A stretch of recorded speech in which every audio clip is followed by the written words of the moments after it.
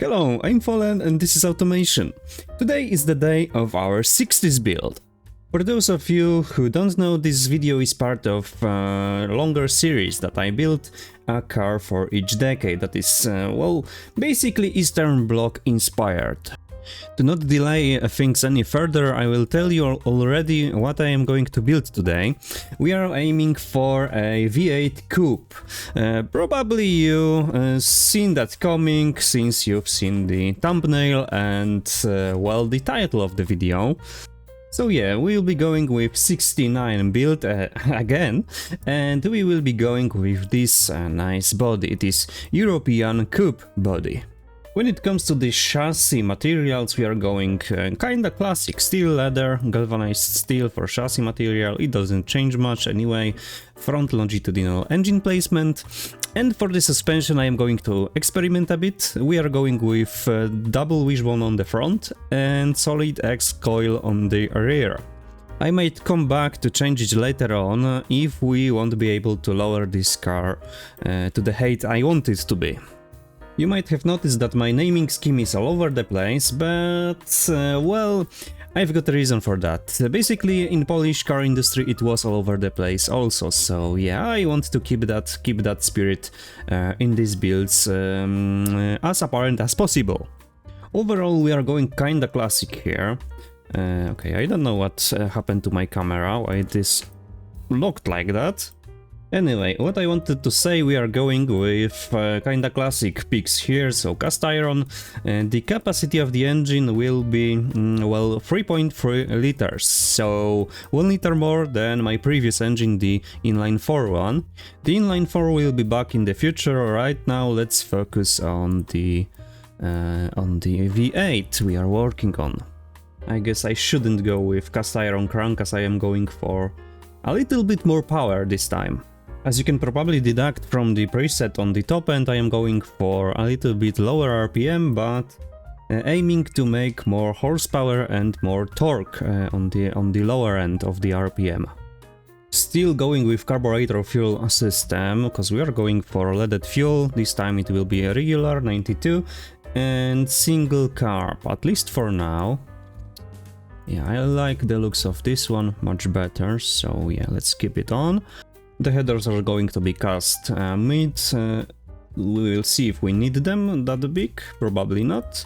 The exhaust will be smaller because we are going for dual exhaust, and first muffler will be straight through and the second one will be baffled. Out of the bat, our engine is not looking too weak. As you can see, we are doing 190 Newton meters of torque on the lower RPM and up to 96 horsepower, but I still want to tune it a little bit. For that we need to check out what's restricting us. Already I can tell you this car will be quite fun to drive. All I did up until now is making the carburetor twin. So it's a little bit more efficient, changing the cam profile a little bit, compression is unchanged, and what else? The fuel map, we can tune it a little bit more, but I guess we are at our limit anyway. This was quite fast tuning, I must say. My initial settings were spot on, so I don't need to change much. I guess we could go for better fuel mixture to make this a little bit more power.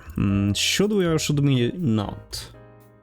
Yeah, let's go with it, and I will check if we can change the compression in any way. In the meantime, I've changed the parts on the bottom end to something, well, basically cheaper. And as you can see, we have no issues even with no balancing mass at all. Actually, lowering compression to 10 to 1 is much better, seems much better. I don't want to mess with cam profile too much, cause this tune is basically perfect right now. Just a few things we can adjust and we'll be done with this engine.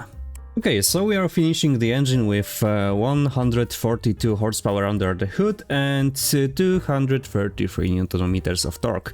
As I said, this one will be fun to drive. For those of you who wonder if the coupes and overall cars, sports cars, typical sports cars were popular back in the day in Poland in well 60s, 70s.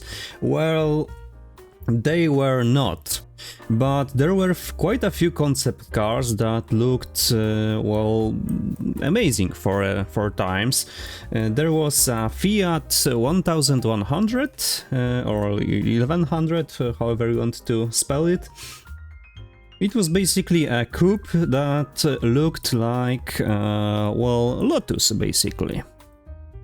I feel like in the 60s, late 60s, there should be a less and less chrome. That is why we'll be keeping plastics on the pieces here. And let's add the engine already so we can see what we are working with under the hood.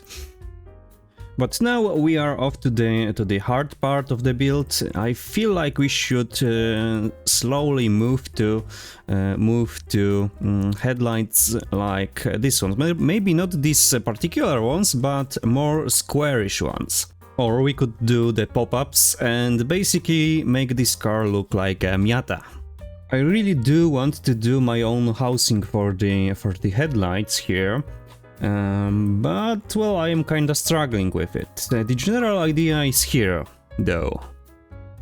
Okay, the handmade housing is done. Right now we need to put an indicator on the front of the car, cause, well, as you can see, I completely resigned from this previous idea of the squarish one, and we will be keeping the indicator like in the previous builds.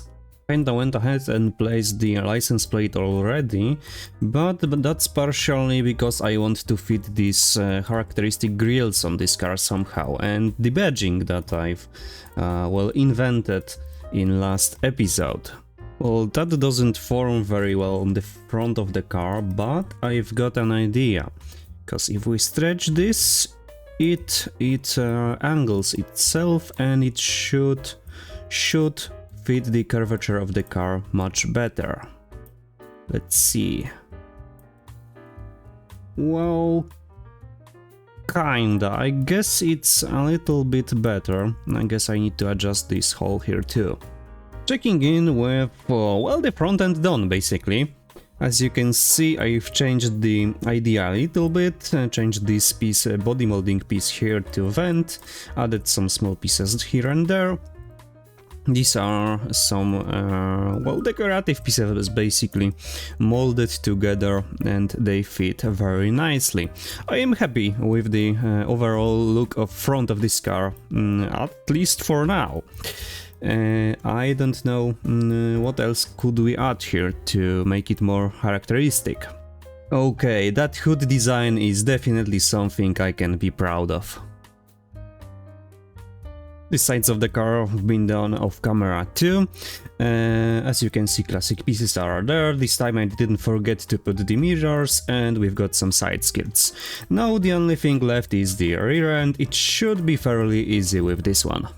I feel like designing the front of the car is far more important. It's like bringing the soul of the car out and, well, putting the whole general idea behind the design you want to create. Well, the rear end is far less important and mostly is based off what we've made on the front. That is what I am going to do with the rear here. Also, I want to include these city lights somehow, or evolve them into something new. This time Soviet engineering brought to you something completely new, that is the reverse lighting, so you don't need to back out into the complete darkness anymore. Other than that, the design here will be fairly simple. These lights are the old ones that I used on two previous builds, just added some body molding here and there, and these indicators were also used in last build. Other than that, I need to add exhaust. For that I think I will do cutouts.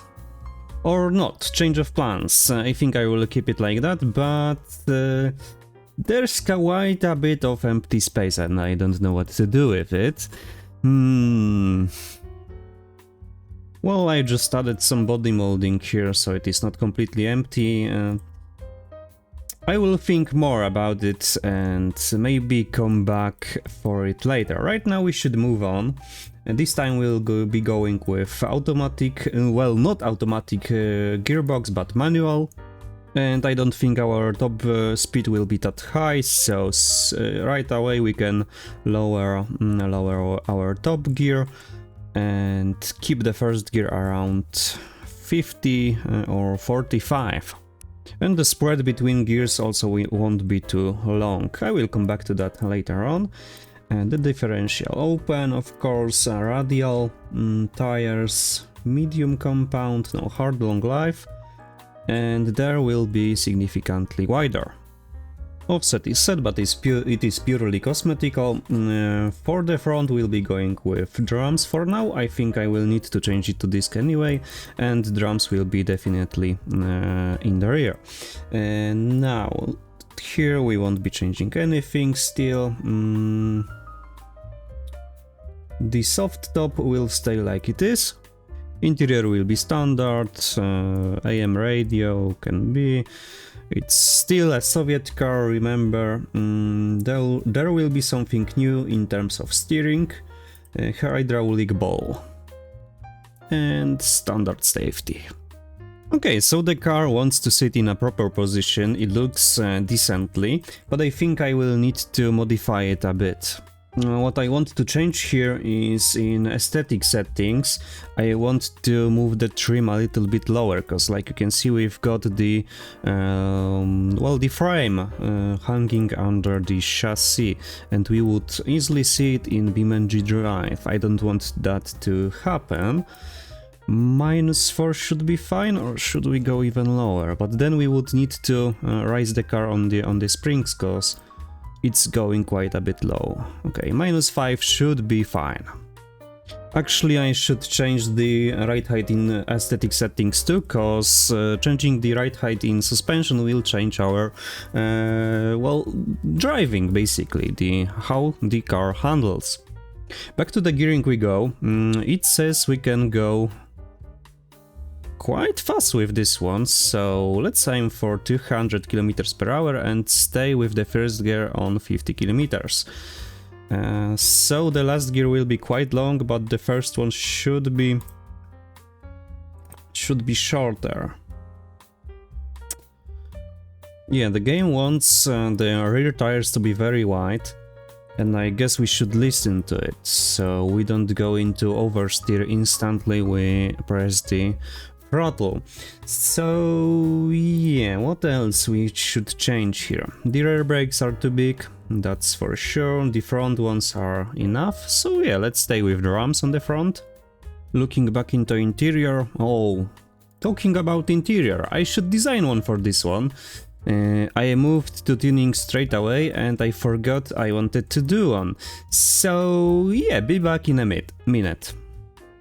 Just quickly making some decent looking interior. But well, I don't really have nice mods for it to look like it is 60s. So basically I'm using 80s seats from the mod, and the dashboard is also a bit older, but that's because no other dashboard wants to fit in there. It just pops out from the front hood. So yeah. Or actually, I do have something that looks like it is from 60s. I think I used similar ones in one of my older builds. Which one would fit here? This one should be fine. The last thing to do here is to cover the end, the rear end, so we can see the lights from the inside. There won't be a rear bench, and I need to change it here. Yeah, only 2 seats in this car. Okay, I think we are done. Overall, I am happy with how the car looks. It is again unique, yet still reminds me somewhat of the previous builds. The rear end is fairly simple, I won't be adding anything to it after all. It is all fine.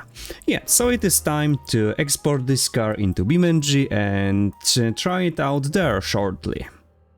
There we go, we are in BeamNG drive now, and well, I don't see any issues with the export this time. Oh, okay, classic piece. That's the bumper parts that are chrome.